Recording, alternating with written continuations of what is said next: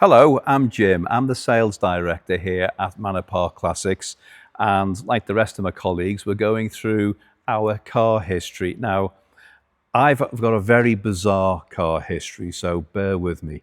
I've had kind of two car lives. I was very fortunate to grow up in the motor trade because my father was in the motor trade. So I grew up with cars from the age of 8, 10, 12. I was selling cars, doing cars, driving cars, legally obviously. And then when I hit the grand old age of 17, I went into the retail motor trade, which was fantastic because at the age of 17, I was exposed to working with my dad's friend who had a garage in a place called Old Swan in Liverpool, opposite the abattoir, which had some great smells, by the way. But anyway, I was quite fortunate. I worked for a chap called Ian, who was an ex-footballer for Aberdeen, and it was mad as a box of frogs, but I love that man because I learned so much from him. Fortunately, or unfortunately for Ian, and very fortunate for me, he got banned from driving for being drunk. He did it quite often, as people did back in those days. That's not a good thing to do, children, so please don't do that. But he couldn't drive. So he lived in Alton in Ormskirk, and the dealership was in Old Swan, Liverpool. So I got to drive all the cars he would have at 17. So I had XJS's, I had Porsche 928s, I can't even remember, Escort Mexicos, RS 2000s, Ford Capris. I had all the cars that Ian would have had because he owned the business, which in those days, if you were the business owner, you had the best cars. So I got to drive him round. It was fantastic, which means I got to take the cars home, and as far as people were concerned, they were my cars, and I kind of lived a very charmed life, as you can imagine, being 17 years of age with some of the flashiest cars that you could have on the planet. Anyway, time moved on, and I went to a new car dealership, which was Peugeot Talbot, and I had a Talbot Solara. I know, brace yourself, I know you're jealous, but hey, it was good, and it was my first company car. And then company cars went on and on and on all through my life up till about 2000 and, I don't know, 2021 probably, maybe 22 to be fair. And in between all those times, I've been very blessed and very honoured to work for the best franchises around. So I had 25 years with BMW, I had 6 years with Bentley, 4 years with Maserati, and my later incarnation was with Lister Motor Company. And Lister made the racing Jaguars that Sterling Moss drove back in the 50s and 60s, so I even got to work with Sterling Moss. So I've had a very blessed career. And then I've had my own personal cars along the way, as long as, and motorbikes and boats, and they all kind of intertwine into each other. So if we start off with some photographs here, which I haven't seen these for quite a while. This one, which brought a tear to my eye, is me in let's just say I'm not going to tell you what year, but it was a while ago. I'm 3 years of age apparently, and I'm sat on Santa's knee, and I've got hold of a car. Now, I'm not quite sure whether Santa has given me the car or I'm trying to sell him a car. Can't quite figure that one out, but anyway, there's a nice photograph. Life goes on, and here's another one which again makes me smile, which is a Rover SD1, which my father had, and you can see a boat on the back of it, and that's because when I worked for BMW, at first, they wouldn't give me a tow bar on my car. So I pinched my dad's Rover if I ever wanted to pull the boat. So I enjoyed that car. Then we roll into the BMW days, and this picture goes back to 1990. And I know that because it's a BMW 318IS E30 in white, and I'm sat on the bonnet of it, dressed very well, I think. I think I've still got those pumps, training shoes today. With my friend Dave, we're on our way to Chester Zoo. I remember that day. Anyway, another company car that I used for a while back in the BMW days is a BMW 840. Now, how blessed was I to have one of those in my early 20s? Here's another company car I had, which is a BMW 7 Series. And if you look at that photograph, I've actually spent a day driving Frank Bruno around. And for those of you of a certain age, you'll know who Frank Bruno is. For those of you who don't, Google him. Here's another nice photograph. That is a gentleman called Tony Cottee. And Tony Cottee was Everton's probably most expensive footballer at the time. And he bought his BMW 325 convertible off me, which we ended up buying back off him when he moved back to London, and I ran round in that car for a while. Now here's a car that meant a lot to me. I enjoyed this car. This was probably the first BMW that I was allowed to have with a tow bar on. Now this is a 320 Touring in red. I've got to think about red cars. After that, I'm sat in front of a red BMW E30 at this moment in time. But this car was fantastic. I love this car. One of the best cars I've ever had, because it was brand new, it was a BMW, it was red, and it just looked $1 million. And carrying on the theme of red cars, look at that. Now, how many people know what that is? That is a BMW Z1, which was a car that was never really for sale in the UK. But the company I worked for at the time, which was Benham, the chap who owned it, imported a couple of Z1s direct from Germany, which was so outlandish back in the day. So we had some fun with that car, enjoyed that car. And here's a photograph that brings back memories. This is one of my many motorbikes. And the reason why I'm showing you this photograph, what you can't see, the other side of the motorbike is a pair of crutches. And my other leg is probably from my thigh to my ankle in plaster Paris. And I broke my leg playing football a few weeks before. This was a track day at Oulton Park. And BMW were trying to sell cars and bikes to people, customers.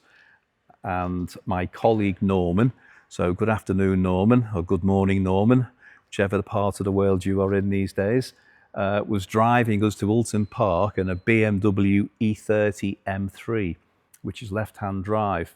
And again, those of you who know the way to Oulton Park through Delamere Forest, there's a particular sharp humpback bridge.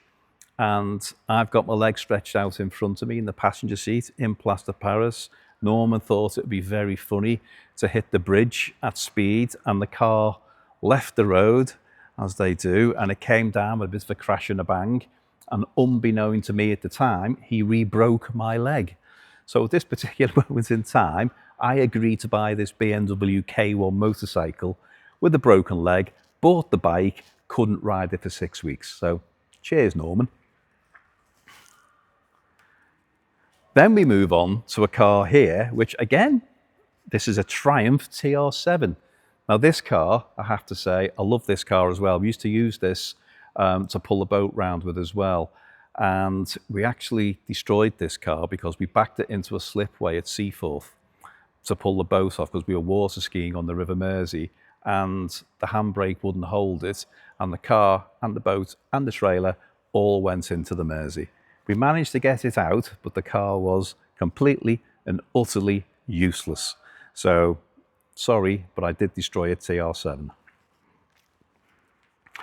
Here's another one of those BMW Z1s that we drove the red one round as a company car, and we had the black one in the showroom. So again, if anyone's got a BMW Z1, send it to us. I'd love to auction one. I'd love to rekindle my relationship with it. Now here we are with a gang of my friends from a BMW dealer, and this is a BMW Z3. And the reason we show you this photograph is that this was given away as a prize. And we're all stood there like we're cleaning it. It doesn't take that many people to clean a car, but there you go. And here's a very, very sad photograph. That's a BMW 3-litre CSI. Now I bought that car at an auction, believe it or not, many, many years ago. Got it absolutely beautiful. It was fantastic. I loved it to bits. Everything I wanted it to be. And then I had to sell it because we needed a kitchen at home. So I had to sell a BMW 3-litre CSI to make a kitchen. So there you go. I'm sure we've all been there. Next one, look at that. Now that wasn't a company car, to be fair. So I'm just being a bit of a cheat here, but that is a BMW Formula One car. So when Williams sponsored or BMW rather, sponsored Williams, that was a car. So we used to have that on display in the showroom. Again, don't see that very often anymore. And now we're getting into some serious cars. This looks like an F-Type. Yeah, it was. It was a company car I had for a while, but it's not just an F-Type. It's a Lister F-Type, which means this car had neck end of 700 brake horsepower, was good for, oh, I don't know, 215 miles an hour, give or take. That was a super, super, super car. That car scared me stupid and made my hair go this colour at Bruntingthorpe racetrack. Really enjoyed that car. Carrying on the Lister theme, I had a Lister Stealth. Again, another great car. Again, the fastest SUV that was made for a while, based on a Jaguar SVR F-Pace, but wow, what a car. And here we go into a car again that makes me smile. This was a BMW AMG, and it was known in the family as Snowy because it was white, very original. And this is a picture of a BMW E46 Convertible, which I've had lots and lots and lots and lots of these over the years. Mercedes 190 Cosworth, look at that, and look at the colour. You don't see Cosworths in that colour, but that was a real colour. That was a real car. That was a lovely car there. And then, look at that, a BMW 635 CS Highline. I love that car as well. But I kept that car in my garage for about 8 months, didn't go near it. And then I went to get it one day and the bulkhead fell off it. So I sold it as was. I was very honest. I was very genuine. So here was this car that was an absolute death trap. And I put it up for sale. And an undertaker from Southport come and bought it, which I thought was quite funny. He didn't drive it away. He put it on a trailer. But fancy selling a death trap to an undertaker. How good. And this was another favourite car of mine. We used to call this the Ambiance. This is a Mercedes CLK Mark I 320 with a set of the monoblock alloys on. That was a beautiful, beautiful car. That's probably, in recent memory, probably the car I should never have sold. And I know who I sold it to, and you know who you are as well. And if you are watching this video, ring me, because I'd love to buy this car back. And when I sold the CLK, I bought this. Now, this car was a Mercedes SL 280. And again, I love this car. Spent a happy, happy summer in this car. Never put the roof up for about 4 months. That's when we used to have good summers. Again, wish I could buy that car back too. And then, last but not least, is this. This is the car that really, really broke my heart. This was a Jaguar XKR Coupe, 4.2, 2003, in black with the magnolia leather. It was a stunning car, absolutely stunning in every way. I spent a lot of time, effort, money trying to find the best XKR I could. I found this, I bought it. What I didn't think about is I'm 6'3". And being 6'3", I have long legs. These cars were never designed for people who were 6'3". So I bought it. Every time I did 10 miles or 12 miles, I was great. Went to see friends in Llandudno, got in the car, went down the A55, got to about 20 miles, and it was nigh on physically impossible to get comfortable or safe in the car. So I had to sell it. Now that's the car that really, really breaks my heart. But as I said earlier, I could sit here and spend hours and hours and hours, and myself and my pet monkey here could tell you all you need to know about cars, because there's been that many. And like I say, I've been very, very fortunate to have company cars since I was 17, as well as my own cars. And there's hundreds and hundreds of cars that I can't even begin to remember, talk about, but there was lots. Oh, my favourite car, there's a question. There's been lots and lots and lots, but I suppose in recent memory, probably the Jaguar XKR. If I could have found a way of making that car fit me or me fit it, I'd have one in a heartbeat, because I think it's one of the best cars out there with the greatest performance, for so little money. Unfortunately, I tried everything. I even tried to put the seat runners back. I even contemplated taking the rear seat out of it. It just couldn't be done. Is there a car that I've not had? Wow, there's a question. I've been very, very fortunate. When you work for the franchises that I've worked for, you take nice cars in part exchange. And as was always the way, you have nice company cars and they change every 6 weeks or so. If you take something nice in part exchange, you go home in it. And that was the way it was. So I've probably had every car. What would I have?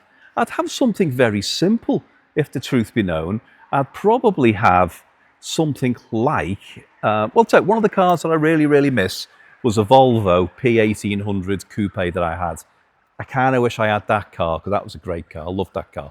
Oh, what car's next on my bucket list? I don't know. I don't think I've met it yet. The problem, wrong choice of words, the great thing about working here is we see that many cars at that many different days and that many different times, and every time something comes in, you think, oh, I want that, I want that. I don't know. My favourite thing about working through the motor trade is obviously the cars, but that's an easy answer.